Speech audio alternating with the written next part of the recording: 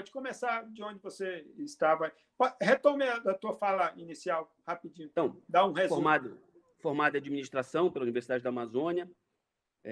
Na verdade, quando eu prestei vestibular, eu estava em dúvida entre fazer agronomia e administração. Escolhi mal, fiz administração, depois fiz comércio exterior, e quando terminei o comércio exterior, eu fiquei com a dúvida que muitos estudantes têm, né? E agora, o que eu faço? Onde é as oportunidades? Onde é que eu consigo me desenvolver? E como tudo que eu aprendi nas minhas universidades, o que era bom, ou os cases de sucesso estavam na região sudeste. Peguei a mala, a cuia, o violão, me mudei para o Rio de Janeiro para fazer a pós-graduação, e no Rio eu construí, ao longo de 20 anos, carreira na área de negócios, né? Gerente, diretor de indústrias, sempre na área comercial, na área de vendas, marketing. E eu costumo dizer que eu demorei 20 anos para descobrir que eu já tinha nascido na terra das oportunidades, eu só estava cego.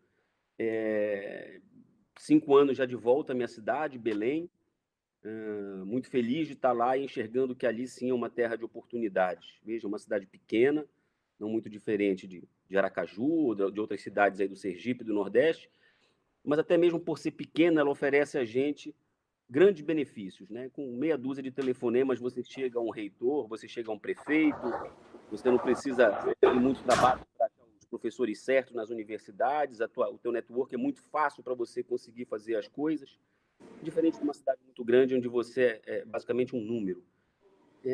Quando eu voltei para a Amazônia, voltei por causa do Centro de Empreendedorismo, para desenvolver e apoiar o desenvolvimento de negócios sustentáveis na região.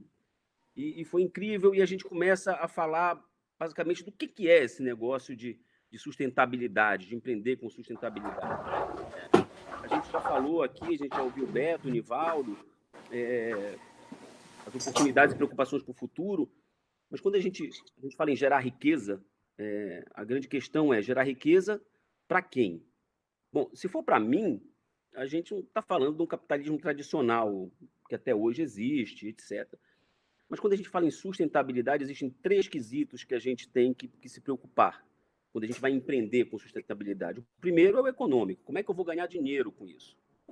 Empreendedorismo não é filantropia, não é ativismo, não é nada disso. Como eu vou ganhar dinheiro com o meu empreendimento? Não, já está aqui. Preciso ter. O segundo é como é que eu conservo o meu ambiente, mais configurações, recursos naturais, sem prejudicar esse recurso natural para gerações futuras, né? Se eu tenho uma fazenda cheia de árvore, eu derrubo a árvore para fazer banco e não replanto, meu filho não vai ter a mesma possibilidade de gerar riqueza que eu tenho. Então, no quesito ambiental. Então, como é que eu gero lucro para mim, para minha empresa, conservo a minha galinha dos ovos de ouro, o meu meio ambiente, para que ele continue produzindo a mesma coisa para gerações futuras, ou quem sabe até mais, manejando melhor, plantando melhor, cuidando melhor, e principalmente a questão social. Como é que eu faço o encadeamento produtivo, ou como é que eu me preocupo com as pessoas que trabalham na minha cadeia produtiva? Não foi uma, nem duas, nem 10, nem 100 vezes que eu fui no empreendimento, seja ele rural ou não, e conversando com o proprietário, com o empresário, e falando assim, olha, isso aqui é minha empresa, faturamento de 50, 60, 100 mil reais, aqui eu construí minha vida, lucro imenso, então aqui é a minha empresa, beleza, tenho 10 funcionários, legal, quanto funcionário ganha? Cada funcionário ganha? Ganha um salário mínimo, então, bacana. Você ganha 100, o teu funcionário ganha 1. Me parece que no futuro essa pessoa vai ter problemas, né? Será que com essa empresa eu estou efetivamente melhorando a questão social? Ou será que eu estou colaborando para esse mundo de abismo de desigualdade econômica que a gente vive hoje? E veja, isso não é ideologia partidária, política, não tem nada a ver com isso. Significa única e exclusivamente o nosso sentido e a nossa responsabilidade enquanto ser humano, né? Às vezes eu vou numa propriedade, o cara rico, né? Chega com o seu carrão, aqui é o meu gerente, trabalha comigo há 20 anos, o filho já trabalha comigo, é meu braço direito, quanto ele ganha? Um salário mínimo. Pô, bacana, hein, cara? O que você está ajudando esse cara que está te dando a vida pelo empreendimento, tua lealdade, que te ajuda? Talvez não tenha o conhecimento acadêmico que você tem, talvez não tenha o network que você tem, mas ele é fundamental na tua produção. Então, como é que eu, enquanto empresário, me preocupo com as pessoas que estão na minha cadeia produtiva? Né? Seja para que ela ganhe mais, ou seja para que eu dê oportunidade para que ela se desenvolva também. Senão, eu vou continuar sendo empresário e o faxineiro vai continuar sendo faxineiro. E lá no fim como a gente já viu em diversas cadeias produtivas, principalmente na Amazônia, né? Ciclo da borracha, ciclo do café, e ciclo, e ciclo, e ciclo, e ciclo. Milionários cada vez mais milionários e miseráveis cada vez mais miseráveis. Esse não é o país que os milionários querem viver, nem os miseráveis querem viver. Mas qual é o meu papel enquanto empreendedor para isso? O que eu posso fazer? Né? Então, quando a gente fala em empreender com sustentabilidade, é isso. Como é que eu ganho dinheiro, conservo o meio ambiente e ajudo socialmente, ajudo o desenvolvimento das pessoas que trabalham na minha área. Né? E, às vezes, não é muita coisa. Às vezes, a gente precisa falar de dinheiro, não. Dá oportunidade dele estudar, ajuda com, às vezes, pequenas conexões que você faz são incríveis. Né? Eu não sei se o professor Sandro acho que teve oportunidade no Mauro Lúcio, pecuarista de Paragominas, um pecuarista sustentável. Já foi falado sobre ele aqui. Os funcionários dele, os boiadeiros dele, não sei nem se é essa palavra, todos têm aulas de finança avançada, todos manipulam equipamentos de alta tecnologia e certamente não ganham um salário mínimo. Então, ele ganha o dinheiro dele, é referência em pecuária sustentável, cumpre o Código Florestal, ou seja, está de acordo com o meio ambiente, e as pessoas com quem ele trabalha, ele ajuda a desenvolver também. Ele gera riqueza financeira, riqueza ambiental e riqueza social. E certamente o futuro do Mauro Lúcio vai ser melhor do que o de uma pessoa que não age assim. Então, empreender com sustentabilidade é isso. Se a gente for olhar basicamente esses números que a gente fala, quando a gente fala em sustentabilidade e se coloca como empresário responsável para a mudança desse futuro, a gente vê que a gente tem no Brasil, por exemplo, os últimos números que eu levantei, 259 mil milionários. Sendo desses 259 mil milionários, 42 bilionários. Do outro lado, eu tenho 40 milhões de pobres que ganham até R$ 406 por mês. E 15 milhões abaixo da linha da pobreza, que ganham até R$ 145 por mês. Mais ou menos os 10% dos mais ricos com 43% dos recursos financeiros do nosso país. Do lado ambiental, a gente tem a Amazônia com basicamente 50 preservado, 20 desmatado e 30 degradado. A Caatinga, 55 preservado, 45 desmatado. Mata Atlântica, coitada, 91% desmatado, menos de 10% preservado, e por aí vai. Né?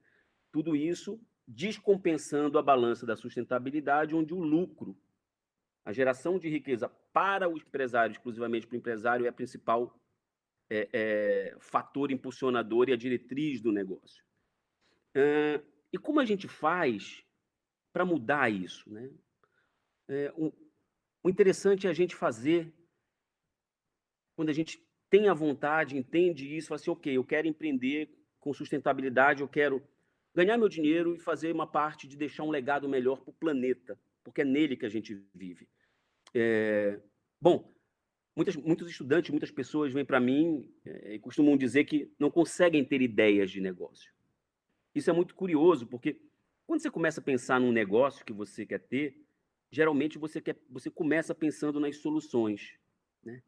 E esse não é um caminho mais fácil para você achar uma ideia de negócio. O caminho mais fácil que eu costumo sugerir é pensar nos problemas. Acho que todo mundo já ouviu aqui, muitas vezes, o dito de que é na crise que surgem as grandes oportunidades. E, de fato, isso acontece. Mas por que se diz isso? Por que na crise surgem as grandes oportunidades? É porque nos momentos de crise, o que aflora a nossa cara são os problemas. E como a gente está em crise, a gente é obrigado a lidar com eles e achar uma solução.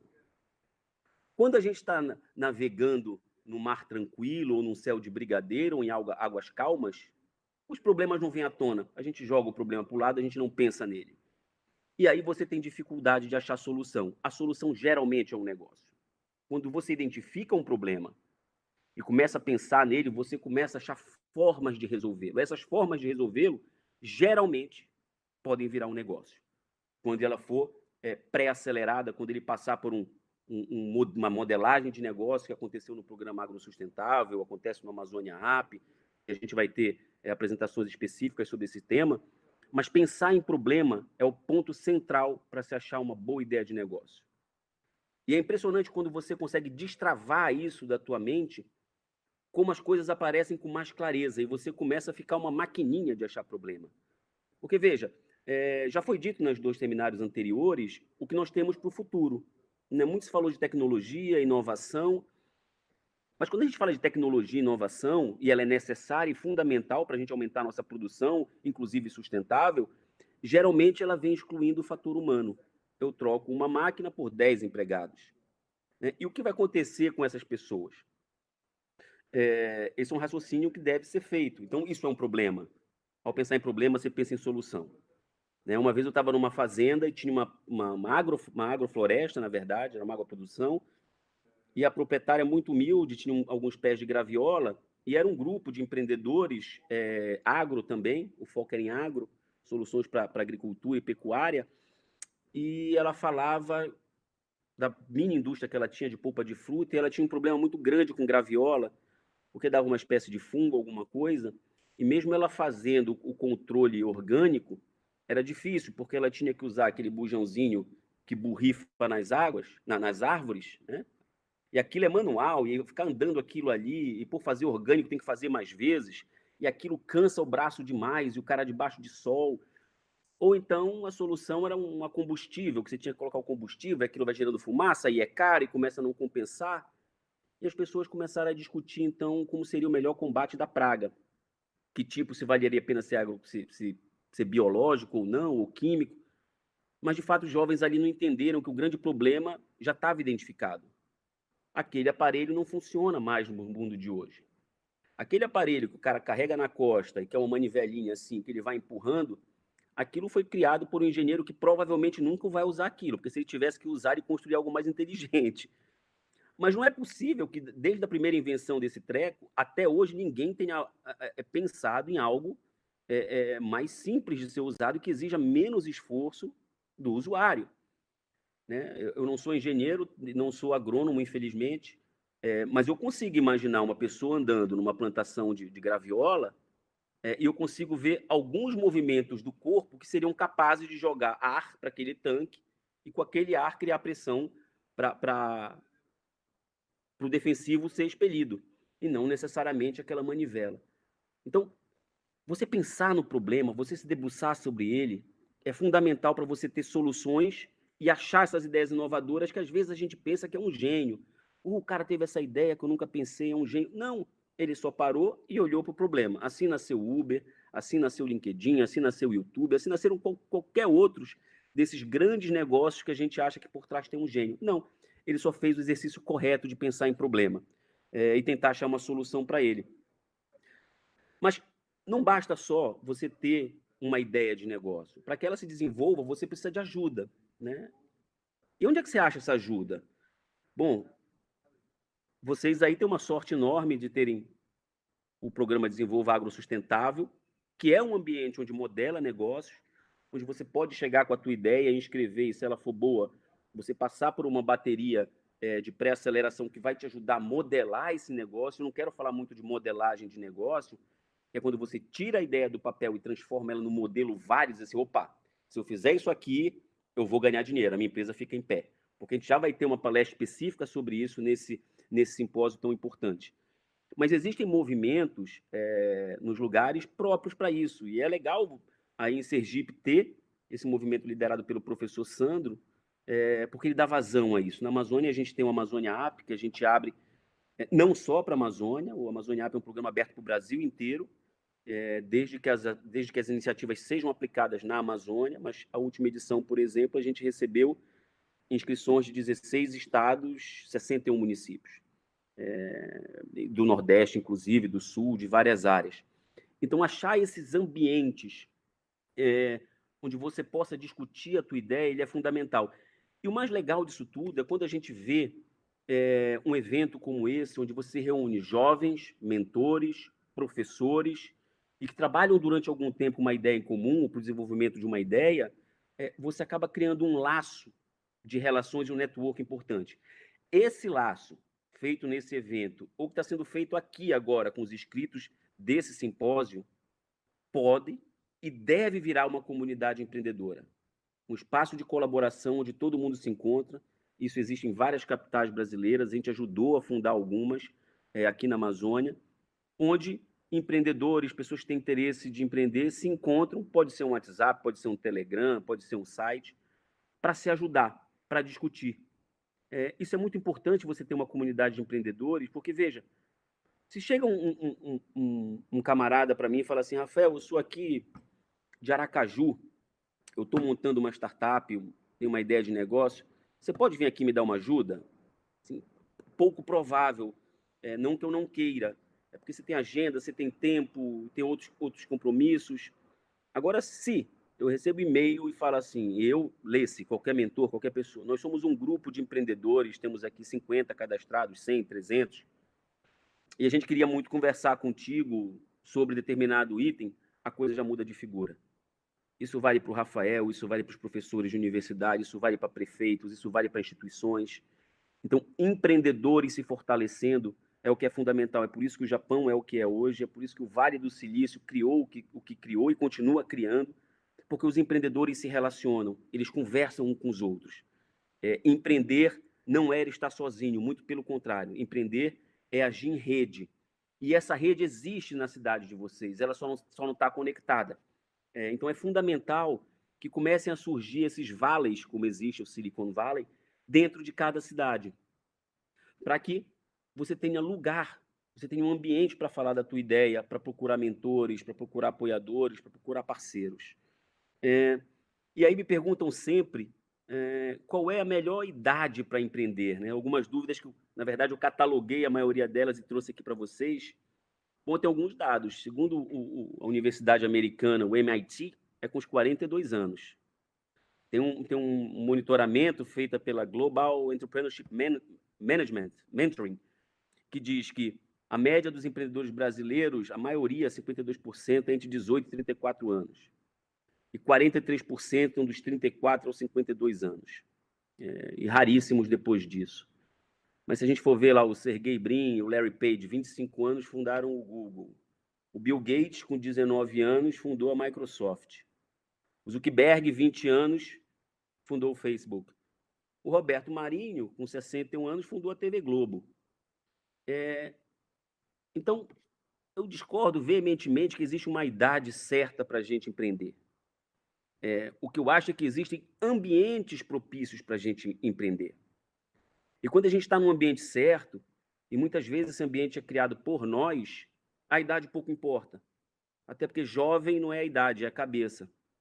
Agora, se vocês querem uma dica, eu tenho uma opinião pessoal do melhor período para se empreender na vida. E que não quer dizer que os outros não sejam propícios. Mas, para mim, o melhor período para se empreender na vida é quando você é um universitário. E a explicação é muito simples. Quando você é universitário, você tem 5, 10, 20 professores, pessoas qualificadas, como o professor Sandro. Enquanto você está na faculdade, eu tenho certeza que eu vou cometer agora o sincericídio e o professor Sandro nunca mais vai me convidar para um simpósio, porque enquanto você está numa faculdade, os 4 ou 5 ou 6 anos que você está lá, você tem um monte de consultor de graça que são outros professores. Então, abusem deles, porque são essas pessoas que detêm o conhecimento. São essas pessoas que podem te ajudar a te conectar com o centro de pesquisa. Então, você está num ambiente de conhecimento.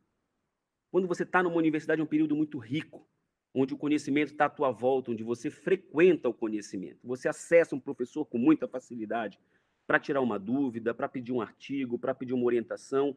Quando a gente sai da faculdade, não quer dizer que a gente quebre o vínculo com o professor. Meus professores são meus amigos até hoje, mas você já começa a ter uma dificuldade de acesso, porque o professor também tem agenda, tem a prova, tem as questões pessoais dele, tem os alunos dele. Imagina se todo aluno continuasse acessando o professor quando o ex-aluno, enquanto fosse aluno, o cara não ia ter tempo.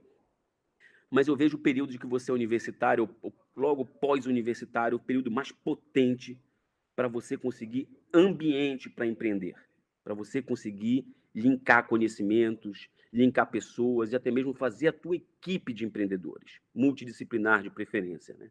Você, agrônomo, juntar com empreendedor, juntar com cara de TI, para fazer uma equipe com conhecimento diverso e potente. mas mesmo assim ainda tem... E você fala assim, Rafael, você fala de empreendedorismo sustentável, essa coisa que eu ganho dinheiro, eu conservo floresta e que eu respeito pessoas, vamos chamar de respeito pessoas, né, para que elas se desenvolvam, para que a minha geração de riqueza considere outras pessoas que trabalham comigo. Beleza, mas isso parece um pouco utópico, parece um pouco lúdico, parece um sonho. Quem é que se importa com isso? Tem cliente para isso? Porque se eu for fazer tudo isso, o meu produto vai ser um pouco mais caro, né? Se eu for aplicar essa teoria da sustentabilidade na minha fazenda, e produzir orgânico e remunerar melhor os meus colaboradores, o meu alface vai ser um pouco mais caro que os demais. Quem é que paga por isso? E aí vem a boa notícia. Quem paga por isso são os millennials, a geração Y e a geração Z, né? Eles já são um pouco mais que 1/3 do planeta. E é olhando para essa geração, que lá no canvas de vocês são chamados de clientes, é que a gente prevê um futuro melhor, é que a gente prevê quem paga e o que importa para quê. Geração Y e geração Z, são essas gerações que estão aqui agora em torno de 22 anos, que são teus consumidores logo mais, é uma geração que se preocupa, que primeiro tem vasto acesso à tecnologia, logo a informação de quem você é, como você produz, o que você faz é fácil de ser achada. Eu lembro que tinha uma campanha quando eu era jovem, jovem de idade, 18 anos, do Guaraná Antártica, que era mais ou menos assim: um camarada entrava num barquinho com a camisa do Guaraná Antártica e ele ia pelos rios falando. Durava menos de 1 minuto. Aqui estou entrando pela Amazônia, rumo a Maués, e vou mostrar para vocês a fazenda de Guaraná, do Guaraná Antártica. Aí ele entrava num portal bonito da fazenda e uma plantação enorme de Guaraná. E ele falava assim: é aqui, esse é o Guaraná, é dessa plantinha que é feito o seu Guaraná Antártica. Agora, pede para a Coca mostrar do que é feito a Coca-Cola. Aí, pum, acabava o comercial. Naquela época, só quem podia fazer isso eram essas empresas enormes que tinham poder de ir na mídia e mostrar, verídico e veridicamente, de onde vinham seus insumos. Hoje, com a possibilidade que a gente tem de tecnologia, e principalmente com essa geração nova, e a que virá mais ainda, se sentindo responsável pelo seu consumo, é muito fácil, através de um QR Code, a gente dizer o que a nossa empresa faz pelo bem de quem está consumindo, pelo bem do planeta, envolvendo o meio ambiente e pessoas. É muito simples fazer hoje, é muito viável eu provar para uma pessoa que aquele alface que eu estou vendendo para ela, seja imprimindo um QR Code num rótulo de plástico, que ao comprar aquele alface, ela está colaborando por uma produção sustentável que melhora o planeta, que melhora a qualidade de vida das pessoas, etc, etc, etc. E quem se importa com isso é essa geração que está vindo, que logo mais vai ser metade do planeta. Então, a provocação é: estamos de olho nesse novo consumidor, que é um consumidor mais exigente. Esse consumidor já não topa comprar qualquer tipo de produto. Principalmente essa onda começando Europa, na sequência Estados Unidos, e aqui no Brasil ainda começa a chegar um pouquinho depois, que é o tal do consumo consciente. Mas essa geração, esse novo consumidor não topa comprar qualquer produto. E ele entende que uma nova forma de consumo mais consciente gera um pouquinho mais de custo e ele vai ter que pagar mais caro, mas ele topa pagar mais caro por isso. 94% da geração X e da geração Z afirmam que escolheriam uma marca em função da causa pelo qual ela luta, se for ambiental ou social. Então, se eu tenho minha produção hoje verdadeiramente embasada na sustentabilidade, produzindo para gerar desenvolvimento econômico, conservação ambiental, para não afetar o planeta, porque é a nossa casa, e gerando riqueza para a sociedade, para as pessoas com quem trabalham comigo, respeitando o ser humano, dando oportunidade que eles se desenvolvam também, para que não sejam eternamente meus funcionários naquela mesma função. Se eu consigo provar isso, e hoje é muito fácil provar isso, existe mercado que compra. Meus amigos, não tenham a menor dúvida que existe um mercado sedento por esse tipo de produto. Nós estamos um pouquinho atrás disso. Na verdade, existe mais mercado esperando produto do que produto esperando mercado. para que isso aconteça, a gente gosta sempre de falar daquele tal do Vale da Morte, né? Então, o Vale da Morte, muitos dizem que é um vale que tem entre os estudos da academia e empresas de verdade, né? Como transformar estudos em empresas, né? Existe um abismo. Pelo que eu tenho visto na área de empreendedorismo, geração de novas empresas e startups, esse Vale da Morte, para mim, significa você teve a ideia, você conseguiu organizar a tua ideia com o apoio de um programa como Agro Sustentável, como com o apoio de um professor, testou as tuas hipóteses, por favor, não percam a palestra sobre Business Model Canvas, ele explica como fazer isso, e depois você tem aquilo na mão, aquilo está pronto para ser uma empresa. Porque você testou as hipóteses. Daquilo ali, daquele modelo de negócio validado para uma empresa de verdade, aquilo para mim é o Vale da Morte. Existem centenas de milhares de modelos de negócio validados que dariam excelentes empresas. Raros viram empresas. Para mim, esse é o Vale da Morte. E aí tem alguns questionamentos. Ele é o Vale da Morte porque para começar uma empresa eu preciso de dinheiro. E, geralmente o jovem não tem muito recurso, não tem um histórico bancário que o banco dê crédito, dê um incentivo. Temos ainda poucos investidores anjos. São boas justificativas. Mas para mim, a verdadeira razão de haver esse Vale da Morte se chama medo. Se chama empreendedor com medo de errar. Porque quando você quer mesmo, joga no Google, vê como o cara da Nike começou, vê como o Silvio Santos começou como camelô, vê como o seu Klabin começou da Casas Bahia, vendendo lençol de porta em porta. Quando você quer, ninguém te segura, meu irmão. Quando você põe na cabeça que você quer e você é capaz de fazer, você vai para o sinal vender balinha e você vai juntar aquele dinheiro e vai abrir a tua empresa. A maior questão aqui é o medo do empreendedor de errar. E aí comete um erro mais grave, é de achar que ele não vai errar porque todo mundo erra. A gente nasce e morre errando todo dia. E os empreendedores começam a falar assim, pô, Rafael, mas se eu abro a minha empresa e eu cometo um erro grave, eu posso levar essa empresa à falência e eu quebro. Eu falei, é verdade.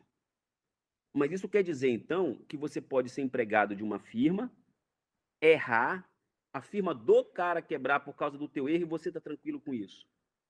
Ou você ser um funcionário público, errar, prejudicar uma instituição pública por causa do teu erro, ter um dano para a população, mas você, beleza, não perdi meu emprego. Isso é, no mínimo, uma covardia. Então, assim, o que a gente propõe como reflexão é vai errar. Não tem como não errar, a gente erra todo dia. A gente erra porque a gente não sabe tudo. Antes, quando a gente está no nosso último suspiro, a gente ainda está aprendendo. E essa é a beleza da vida. A questão é errar com menor risco. É analisar os riscos que você tem a correr e corrê-los, se propor a enfrentar esses riscos, mas de forma controlada. Né? Dizem que quanto maior a altura, maior o tombo. Isso vale para o risco também. Então, não tenham medo de errar, porque vocês vão errar. O grave é errar sem planejamento e não aprender com erro. Errar, todas as empresas erram todos os dias. A gente erra na nossa vida pessoal, a gente erra na nossa alimentação, a gente erra em várias escolhas que a gente faz durante o nosso dia. Isso não é demérito. Aqui no Brasil, infelizmente, a gente ainda tem essa cultura que o cara, quando erra, ele já sofre um bullying. O cara errou, ele é um fracassado. Em outros países que têm uma cultura mais desenvolvida nesse aspecto, errar significa aprendizado. Eles até preferem uma pessoa que já teve, sei lá, 3 experiências erradas, porque é sinal que ele aprendeu bastante. Do que um cara que só fala, eu acertei nisso, eu acertei nisso, eu acertei nisso. É impossível, alguma coisa você errou. E você precisa errar para o teu couro ficar mais grosso e você ter vivência para poder tomar decisões mais assertivas. É com base nisso que o MIT diz que a melhor idade para se empreender é aos 42 anos, porque é o suficiente para o cara já ter apanhado um bocado na vida e poder aprender com seus erros. E um pouquinho mais na frente, saber distinguir o caminho certo do errado. Mas eles são imprevisíveis. Quando você está bem amparado e quando você sabe bem os riscos que você tem a correr, você reduz bastante essa probabilidade de ter uma queda forte.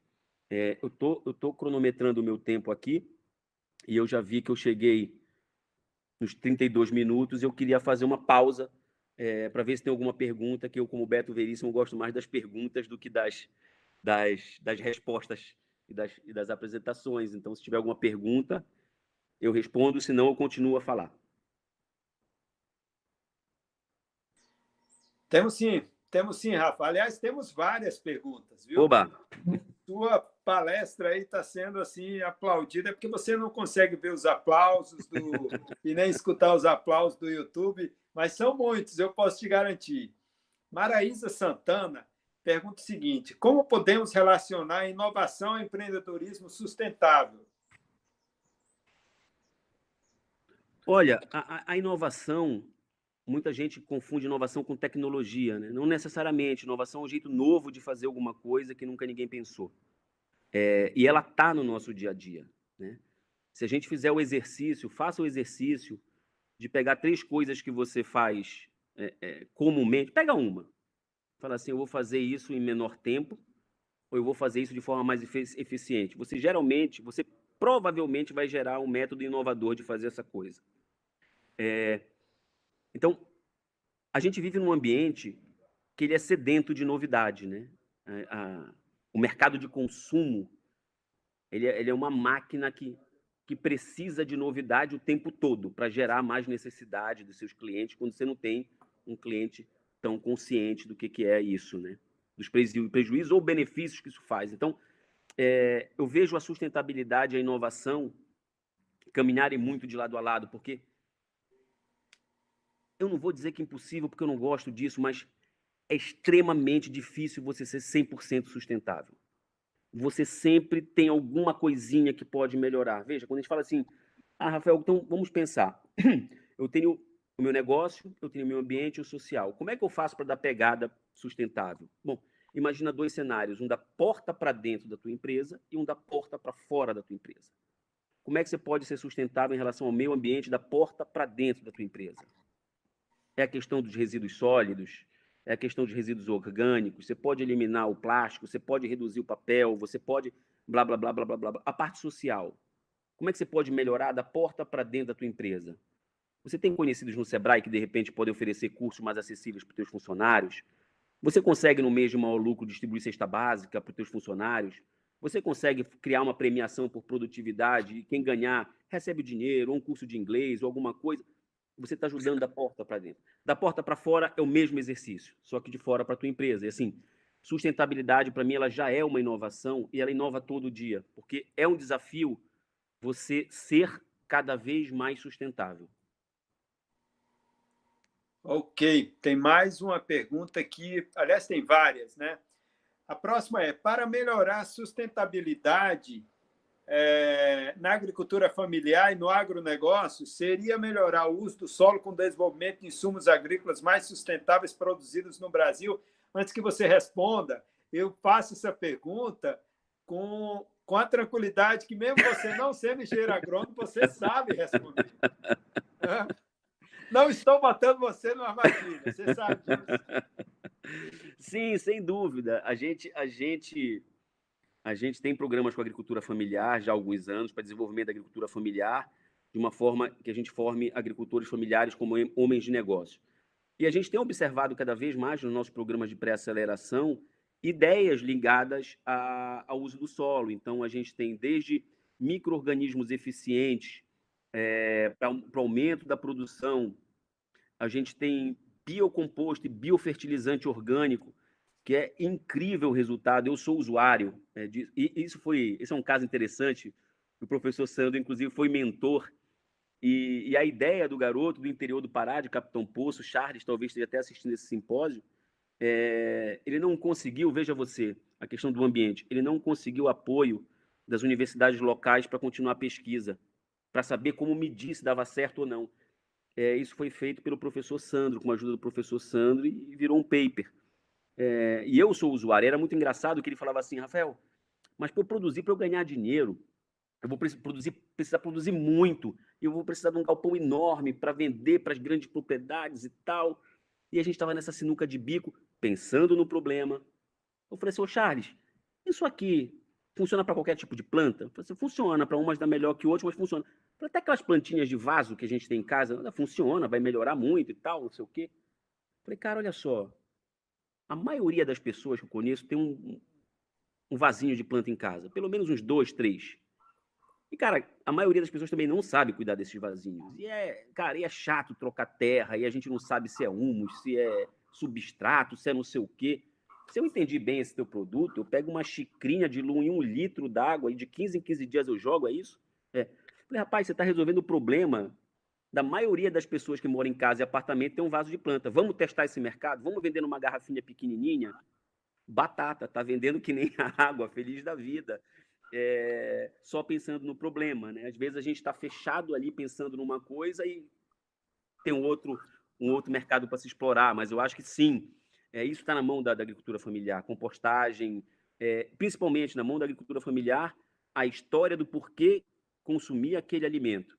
Eu quero consumir um alimento feito de forma orgânica ou feita de forma sustentável, não importa se é certificado, tá? Porque se o cara consegue me provar, tá ótimo, simples QR Code. Mas eu quero saber, eu gostaria de saber que o meu alface foi feito pelo seu Luiz, que mora ali na 136, tem um sítiozinho pequenininho, que tem a família dele, que eu estou ajudando o seu Luiz. E eu não sou sozinho, a geração Y, X e Z está toda comigo. Maravilha. Aliás, só dando o crédito à pergunta anterior, é de Juan Molina. E destacando, Valeu, eu vou fazer aqui uma propaganda do produto do nosso amigo, poxa, agora esqueci o nome. Charles Ramon é o Bioforte, viu? Bioforte. Excelente, foi testado, a gente já testou ele em experimento e dá grandes resultados. É um adubo orgânico. Está feito o comercial. Tem uma outra pergunta da professora Regla Massaúde, que eu acho que ela é da UFAI, eu conheço a professora, grande competência. Acho que o uso de metodologias participativas junto aos agricultores contribui com esse crescimento, crescimento, enfim, as metodologias contribuindo para que eles possam alcançar melhores resultados. E aí, quem vai trabalhando essas metodologias, o que você acha, professor? Quem, eu? Sim, você. Ah, mas você me chamou de professor, não me faça isso. Não, porque é mania. Mas você é um professor de empreendedorismo. Professor Sandro, sem rasgação de seda nenhuma. Por Deus do céu, para mim a profissão mais linda que existe é de professor. Eu não sou digno de que me chame professor. Eu tenho um carinho enorme pelos meus professores, pelo que eles fizeram por mim. Eu digo que eu tinha 2 tipos. Eu tinha professores que me passavam e professores que eu passava na matéria. A maioria dos professores que eu tinha me passavam, porque só bastava eu ir na aula, eu tirava 10. Eu nem precisava pegar no livro. De tanto carinho com que eles passavam a matéria para mim. Então, para mim, esse pesquisador e professor são palavras sagradas. Sim, professora, é muito curioso, e aqui vai um relato, quando a gente criou esse primeiro programa de pré-aceleração, que é transformar uma ideia em modelo de negócio, a gente criou por 2 motivos. Porque não tinha nada na Amazônia sendo feito com foco em floresta e biodiversidade, negócios do campo. Tudo era feito para resolver problemas urbanos, aplicativos, entrega pizza e não sei o quê. E, poxa, a gente tem tanta terra, a gente é na terra da biodiversidade, como se exclui isso? E o segundo é porque todos esses programas que ocorriam na Amazônia eram feitos por amigos de outros estados, como se o modelo que é aplicado, sei lá, no Rio, Brasília, fosse perfeito para a Amazônia. Não, a gente tem realidade diferente. Não que a gente não queira pessoas de fora, não é isso, mas a gente tem dores que só a gente sente, assim como no Sergipe. Se eu pegasse o Amazônia App certinho e colocasse em Sergipe, não ia ser tão bom quanto o Empreenda Agrossustentável, que já tem, ele já lê as características e as dificuldades, as oportunidades da cidade. Então, ele foi feito quase como de amazônida para amazônida. E esse conceito a gente leva quando a gente vai no campo, né? É muito comum, principalmente quando a gente leva jovens urbanos, em todos os programas a gente faz um dia, pelo menos, de imersão em floresta e no campo, como eles começam o dia achando que vão ensinar alguma coisa ao produtor, ou ao agricultor familiar, e terminam o dia agradecendo pela aula. E essa é uma riqueza muito grande. Essa geração de riqueza tem que ser contabilizada, porque isso gera valor no produto. A gente vive pensando em preço, e a gente esquece de pensar no valor, né? Quando tem uma iniciativa dessa, que respeita, que ajuda, que promove, que conserva e que gera valor para o cliente, o preço vem em segundo lugar na decisão dele. Então, adorei sua pergunta, e eu acho que o conhecimento, a fusão de conhecimentos e o respeito entre os conhecimentos, o que já existe no campo e o que a gente adquire também na academia ao longo da nossa vida, ele é fundamental para a gente ter, como na nossa primeira pergunta, negócios inovadores e sustentáveis. Tem muita pergunta boa, viu, Rafael? Oh, que bom, Tem graças um a Deus. aqui de Antônio Alberto Rocha Oliveira. Considerando sua experiência no setor do agronegócio, a maioria das empresas brasileiras do ramo agrícola estão adaptadas a esta nova realidade de agricultura digital, inovação e empreendedorismo? Olha, digital e tecnológica, eu creio que sim. Está todo mundo numa corrida tecnológica, né? O que a tecnologia veio nos mostrar, e já vem fazendo isso há bastante tempo, é que tudo que for repetitivo e padronizado, a máquina faz melhor que você. A máquina não consegue fazer melhor que você o que depende das tuas relações interpessoais, extrapessoais, do teu instinto, da tua criatividade, que são características mais humanas. Mas se é fazer conta, o Excel faz mais rápido que um matemático. Se é fazer uma simulação de, enfim, o computador ou o robozinho faz mais rápido que o estatístico. Não é à toa que estão pegando, já existem as low-techs, né, que são as startups de direito, onde hoje, basicamente, o robozinho pesquisa as causas similares a tuas, questões você tem jurisprudência, a tua defesa. Você quase não precisa de um advogado. Isso já existe para a medicina, isso existe para diversas áreas do conhecimento. Eu acho que, assim, a agricultura e a pecuária ela ainda está um pouco protegida, porque ainda tem muita coisa a se desenvolvendo e muita coisa a se desenvolver e a aprender. Eu tenho um pouco de receio da mecanização. Não que eu não acho que ela é necessária, porque quando a gente fala de empresa focada em ganhar dinheiro, e aí você tem aquele pensamento, para eu ganhar mais dinheiro, eu reduzo o meu custo, produzo mais, aumento minha margem. É um exemplo que eu costumo dar para a minha turma lá. Lá a gente vive na terra do açaí, né? Então, vamos supor, vamos montar minha fábrica de açaí, e eu vou ali com o Ribeirinho, formado em administração e tendo passado pelas empresas privadas que eu passei, em experiência comercial aguerrida, eu vou chegar para o Ribeirinho e vou falar assim, amigo, eu queria comprar uma rasa de açaí. Rasa é como eles medem, né? Um cesto. Quanto é? O cara vai falar R$10. Ah, beleza. E se eu comprar 50? Ele vai falar assim, aí 50 eu te faço a 9,50. Beleza. E se eu te comprar 100? Aí o Ribeirinho vai falar, se você me comprar 100, eu te faço a 8,50. E se eu te comprar 500 toda semana? Bom, vamos fechar negócio, aí uns 7. O que eu estou fazendo? Eu estou baixando o meu custo. Talvez eu consiga até aumentar minha margem, aumento minha margem, talvez até eu consiga aumentar o meu preço de venda, o meu lucro aumenta. Eu vou ganhar muito mais, porque eu reduzi meu custo. Mas o que eu estou fazendo com esse Ribeirinho? Eu estou fazendo ele trabalhar 100 vezes mais para ganhar 20% menos. É aí que a sustentabilidade não bate. É aí que a coisa não fecha. Então, eu tenho um pouco de receio quando essa parte social ela fica um pouco de lado, e ela não deve ser deixada de lado, porque as mazelas que a gente tem no mundo hoje, quando elas não são, claro, climáticas, é claro, mas a gente é uma geração, e eu me incluo no público universitário, no público mais jovem, a gente é uma geração que já não aceita qualquer coisa. A gente não aceita corrupção, a gente não aceita racismo, a gente não aceita preconceito, a gente não aceita censura, a gente não aceita desigualdade social. E a gente precisa tomar isso para a gente, não como uma bandeira de ativismo, mas nas nossas ações, né? Nas nossas decisões de compra, inclusive. Né? O produto que eu compro gera isso ou não gera?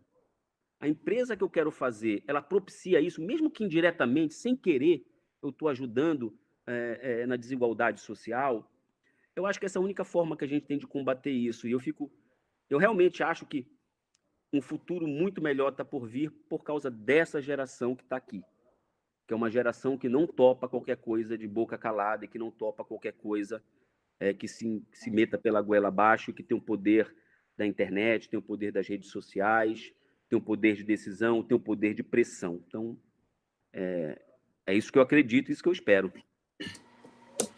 Maravilha. Olha que felicidade a gente ter tido, estar tendo essas 3 palestras hoje aqui no Simpósio Agrosustentável. Tem um comentário aqui de Bruna Lages que me deixou assim todo pabo, como diria lá na minha terra, eu sou cearense, viu? Tô me achando enquanto coordenador do evento. Já assisti vários eventos online, mas esse está sendo o melhor. Olha só, tem coisa melhor que isso?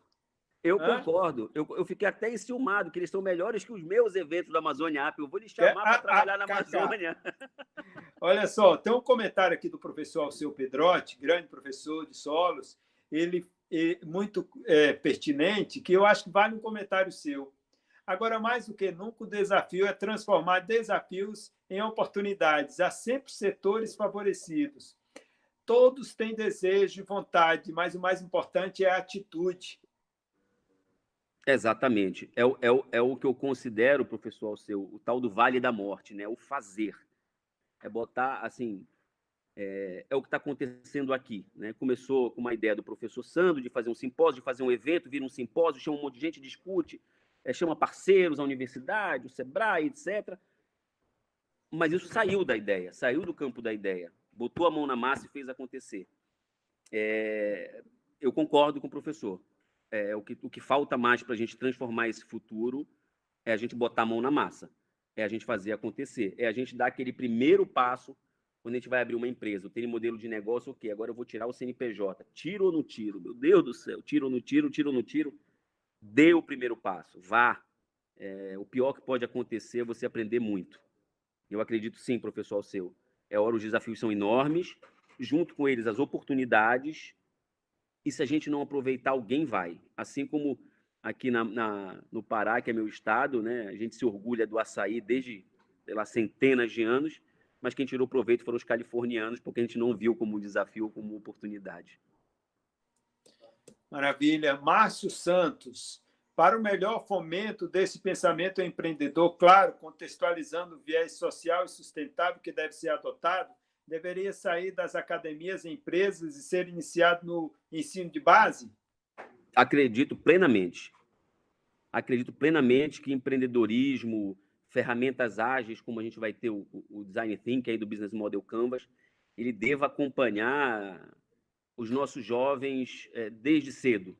Se pudesse, desde a alfabetização, seria ótimo, porque, veja, a gente está num momento de transformação, a gente está num momento que a gente ainda vai ter, hoje a gente ainda enxerga tecnologia como aliada, algumas profissões já como inimiga, algumas profissões vão desaparecer, outras vão ganhar força, a gente vai precisar reaprender a viver, né? O Beto Veríssimo falou muito bem isso, pesquisador, que ele acredita que o futuro está na formação de empreendedores, o futuro não vai estar mais em empregos formais, a gente já vê muito isso, mas ainda parece que não está tão próximo da gente com uma realidade.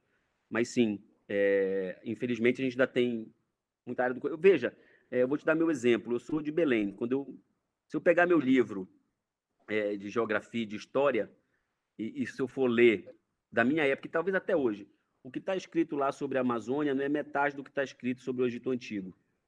Com todo respeito ao Egito Antigo, ao valor da história do Egito, mas eu estudar 20% de páginas do meu território, da minha região, da maior floresta, da biodiversidade, ou da Caatinga, ou do Cerrado, de onde você esteja, é no mínimo um absurdo, né? É um absurdo. Como eu espero ter negócios sustentáveis no agro, se a academia de ambientais não fala de empreendedorismo, e se a academia de humanas, de administração, economia, não fala de... Os cases de sucesso que eu estudei quando era estudante, e os que eu vejo até hoje, eu estudava casos de empresa que sequer tinham na minha cidade, ou que sequer talvez tinham no Brasil, como casos de sucesso. Eu nunca estudei um caso amazônico de sucesso. Então, é difícil você ter que fazer isso, mas assim, a gente está num momento propício. Esse movimento pró-empreendedorismo, esse movimento de despertar para o agrosustentável, é uma semente que está florescendo muito bonito. Pessoal, venha com a gente. Ivanilson Martins pergunta: Rafael, qual o maior... Essa é a última pergunta para a gente encerrar. Qual o maior gargalo dos agricultores familiares e ribeirinhos para empreender? Olha, eu acho que é a conexão com o mercado, mas tem um pontinho de assistência técnica também interessante que deva ser melhorado. O Beto falou isso, eu não sei na realidade de vocês, mas na nossa realidade a Emater não dá conta, é muito longe, é muito grande. A gente fez programas para merenda escolar, a gente fez programa para desenvolvimento da agricultura familiar para acessar mercados privados. E chega um ponto que o agricultor familiar ali ele não consegue ir adiante. Muitas vezes está ligado à extensão rural, mas principalmente à conexão com o mercado. Isso é uma coisa interessante, porque as pessoas falam assim, temos que arrumar um jeito de eliminar o atravessador da agricultura familiar, para que ele chegue direto no mercado. Primeiro, 2 perguntas. Você perguntou para o agricultor se ele queria isso? Segundo, qual é o mal de ter um atravessador? Desde que ele não seja nocivo, a gente vive no meio de atravessadores, né? Você vai numa loja, a loja é um atravessador, o Uber é um atravessador, né? Milhões de pessoas, milhões de profissões, milhões de produtos chegam à tua mão através de atravessadores. O problema é quando esse atravessador ataxa demais o agricultor familiar, cobrando um preço que é injusto. E a tecnologia pode ajudar muito, principalmente nesse e-commerce, para que já existem startups muito legais, inclusive na Amazônia, sobre isso. A Unisafra é uma delas, que faz essa conexão direta agricultor familiar, consumidor de cidade, inclusive com solicitação de plantio. Então, eu acho que tem boas oportunidades para a agricultura familiar acessar mercado. Excelente. Doutor Rafael Medeiros, muito, mas muito obrigado. Você é um amigo que eu conquistei nesses últimos anos e que eu tenho tido o privilégio de trabalhar e saber da sua grande competência e do seu vasto conhecimento sobre muita coisa. Você é uma das razões que me fez me apaixonar por aquela Amazônia com tanta emoção e prazer que você fala da sua terra. Impossível não gostar da Amazônia, mesmo que a gente nem conheça, mas só de ver você, ouvir você falar. Que eu tive e tenho bons mentores, professor. Muito obrigado. Muito obrigado mesmo. Foi excelente. Olha, depois se você tiver um tempinho, dê uma olhada nos comentários no YouTube. Você vai ver os excelentes comentários que fizeram sobre a sua palestra, a sua visão de mundo, a forma como você entende o que é produção sustentável, que não é só a produção, o concreto, o material, mas envolve o ser humano, a sociedade e todo o contexto ambiental. Então, eu acho que você hoje fechou essa manhã da melhor forma possível. A gente vem da palestra de Beto Veríssimo, depois Nivaldo Fornazieri, com visões diferentes, mas, no meu entender, absolutamente complementares nessa diversidade do agro no Brasil. Né? E vem você agora para fazer esse fechamento, essa ligação entre essas duas partes da melhor forma possível. Agradecer a todos os que participaram do evento agora pela manhã, dizer que à tarde a gente tem 2 minicursos, né? Um com Jefferson Elias sobre manejo integrado de pragas e, na sequência, com Ana Santos e Giovanni Calixto sobre ferramentas da agricultura de precisão. Rafael Medeiros, a palavra é toda sua para fechar essa manhã gloriosa.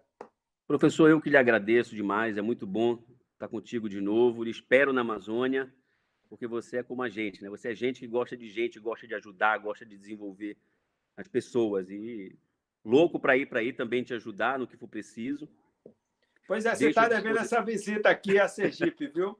Eu já tentei trazer você umas 500 milhões de vezes, mas sempre tem um probleminha. Mas vai chegar a hora, é porque não chegou. Vai, nessa próxima eu vou com certeza. Eu adoro Sergipe, só conheço Aracaju, não conheço o interior. Pronto. Não conheço o interior, conheço só Aracaju, adoro. Gosto demais daí. Foi um prazer estar aqui. Deixo à disposição via Diego, né? Muito obrigado também a ele. Diego Vidal, que é o vice-coordenador do evento e é o cara que faz essa máquina funcionar, viu? Valeu, Diego. E à disposição de quem quiser meu e-mail, meu WhatsApp, fica à vontade para compartilhar, eu estou aqui para ajudar, tá bom? Fiquem em paz, fiquem com saúde, fiquem em segurança e aproveitem o evento que está sensacional. Parabéns, professor. Parabéns, Diego.